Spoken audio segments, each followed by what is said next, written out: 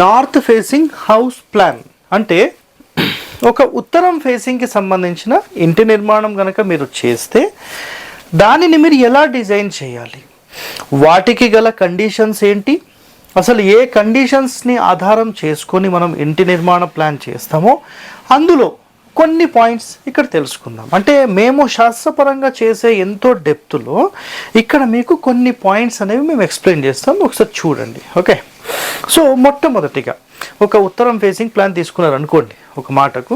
So మొట్టమొదటిగా మీరు చేయాల్సింది ఏంటంటే ఇక్కడ దక్షిణ ఇల్లు అండ్ రెండోది వచ్చేసేసి నైరుతి ఇల్లు. సో దక్షిణ ఇల్లు అంటే ఏంటి, నైరుతి ఇల్లు అంటే ఏంటి అనే ఒక ప్రశ్న అనేది మీకు వస్తుంది. అయితే దక్షిణ ఇల్లు అంటే ఇక్కడ చూడండి, ఒకసారి ఎక్స్ప్లెయిన్ చేస్తాను నేను. మీ మొత్తం స్థలంలో మీరు దక్షిణం వైపు జరిపి ఇల్లు కట్టి తూర్పులో పడమరలో సమానమైన ఖాళీ అనేది మీరు మెయింటైన్ చేయాలి. ఓకేనా, తూర్పులో పడమరలో సమానమైన ఖాళీ, దక్షిణంలో ఒక భాగం ఖాళీ, ఉత్తరంలో మిగిలింది మొత్తం ఉత్తరమే. సింపులా? దీనిని దక్షిణపు ఇల్లు అంటారు.